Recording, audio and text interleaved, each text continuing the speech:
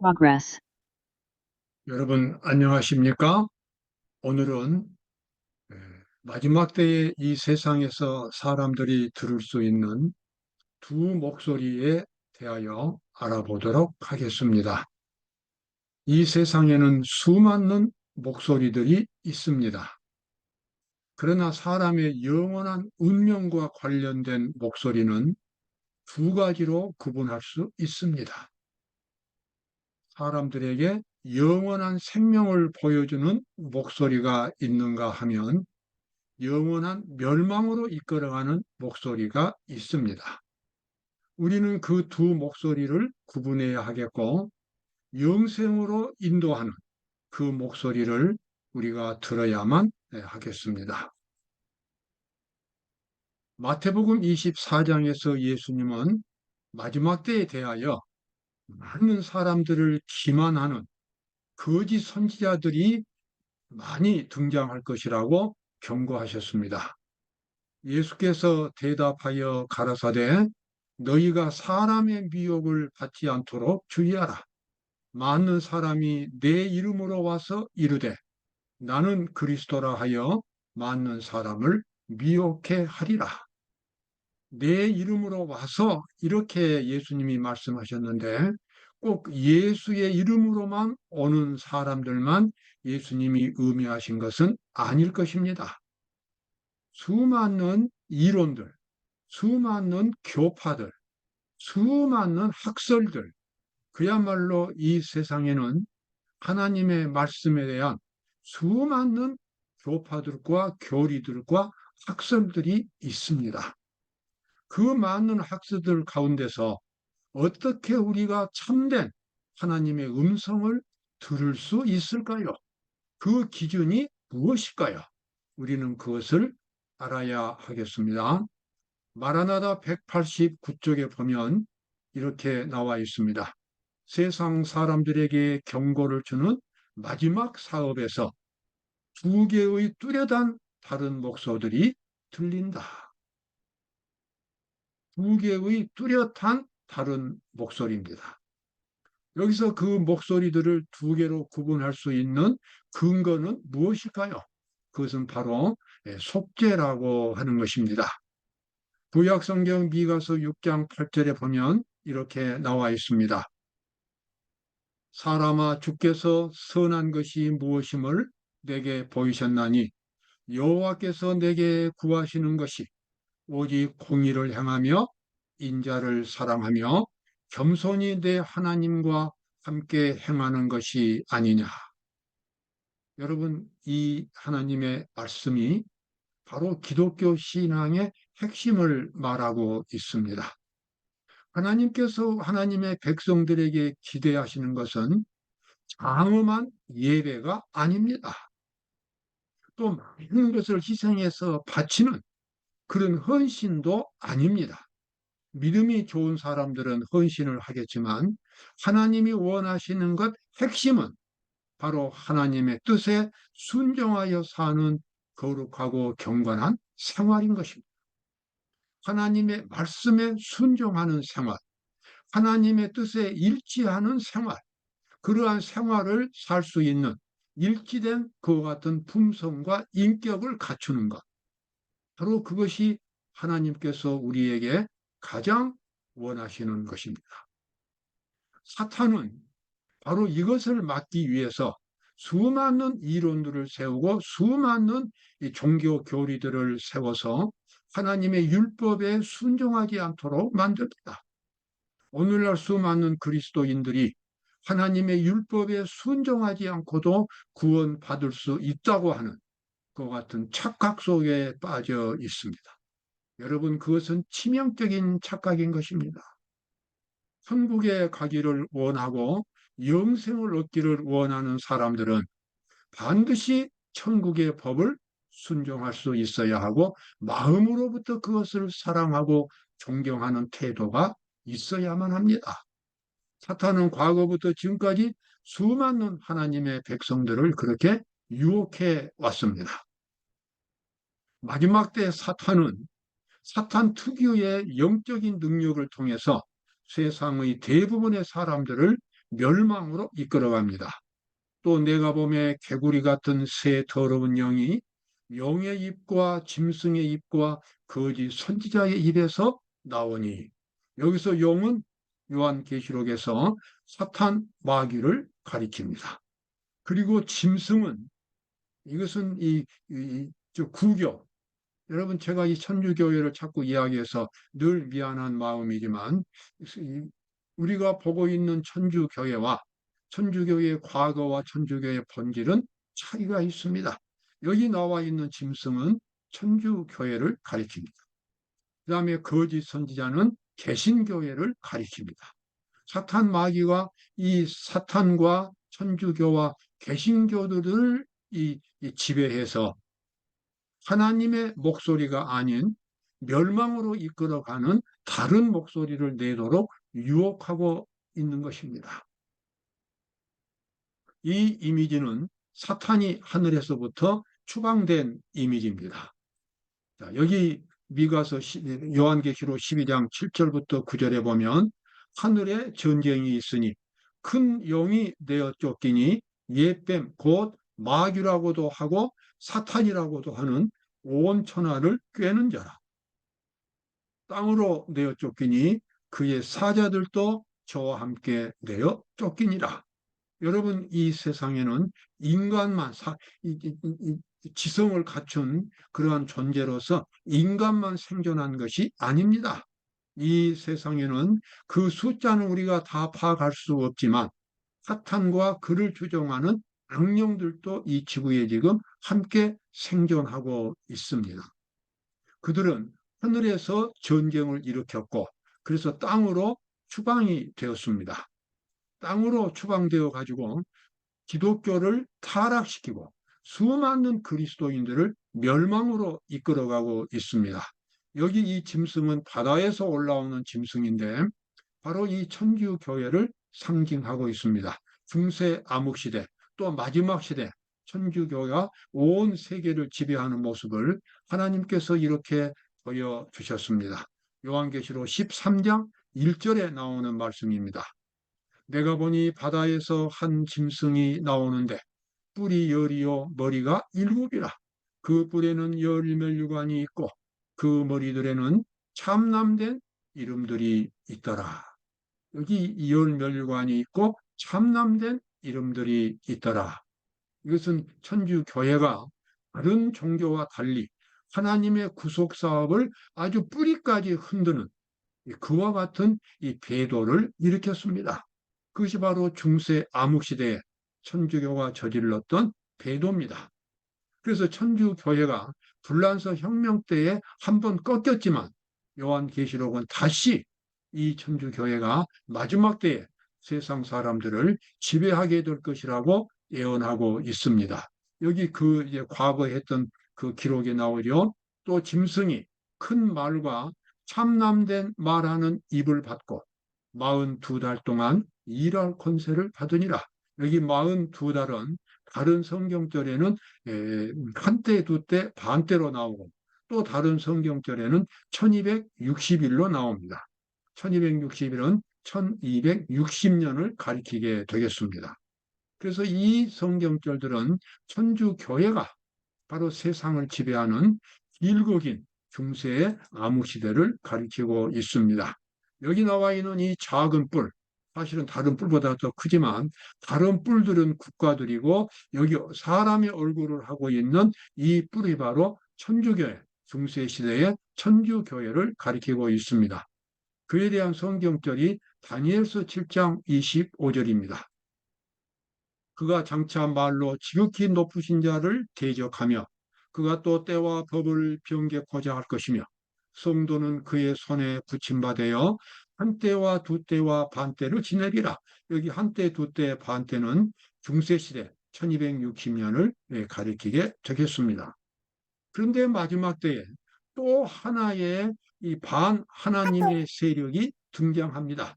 여기 나와 있는 이 짐승은 땅에서 올라오는 짐승입니다. 아까 우리가 보았던 첫 번째 짐승은 어디서 나왔습니까? 그럼 바다에서 나왔습니다. 여기 요한계시록에서 이 바다라고 하는 것은 유럽 세계를 가리킵니다. 근데 땅에서 올라왔다고 하는 것은 유럽 세력이 아니라 이제는 신대륙에서 나타나는 거대한 세력을 가리킵니다.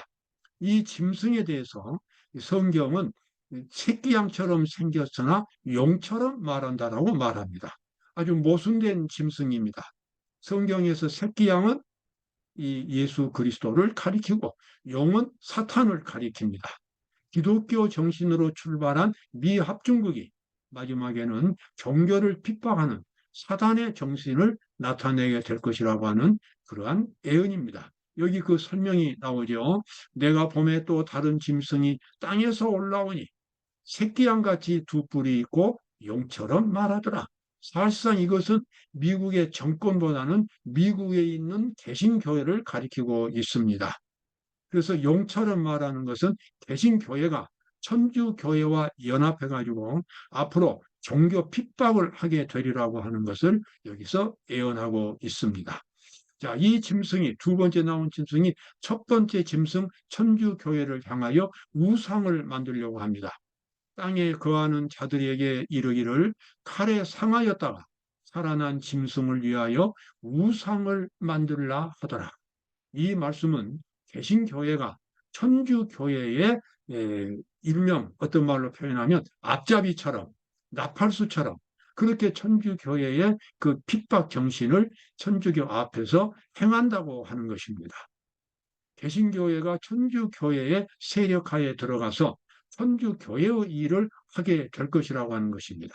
천주교회가 중세시대에 수많은 기독교 신자들을 이단이라는 이름으로 처형하고 핍박했듯이 마지막 때에도 개신교회가 천주교회의 그와 같은 정신을 이어받아서 그러한 핍박을 하게 될 것이라고 이 성경절은 예언하고 있습니다. 여기서 우리는 우리 기독교 신앙의 핵심 문제를 보게 됩니다. 구조와 선지자 69쪽에 보면 이렇게 나옵니다. 대쟁투는 최초부터 하나님의 율법에 관한 것이었다. 사탄은 하나님이 불공평하시며 그분의 율법에 결함이 있고 우주의 행복을 위하여 그것을 변경해야 할 필요가 있다는 것을 증명하려고 애써왔다. 사탄은 하늘에서 전쟁을 일으킬 때에 하나님의 율법을 가지고 도전했습니다. 피조물이 율법을 지킬 수 없다라고 주장했고 율법은 하나님의 독재를 합법화시키는 그와 같은 잘못된 법이라는 것입니다.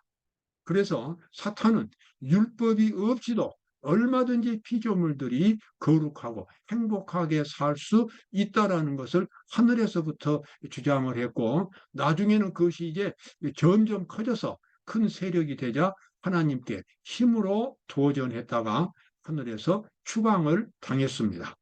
그래서 땅으로 추방될 때에 아담과 하와를 유혹했고 그래서 모든 인간들을 죄인으로 만들었고 그리고 이제 사탄은 죄인들의 마음속에 역사해서 이 세상을 지금 지배하고 있습니다. 자, 이와 맞서 싸우는 하나님의 거룩한 백성들이 마지막 시대에 등장합니다.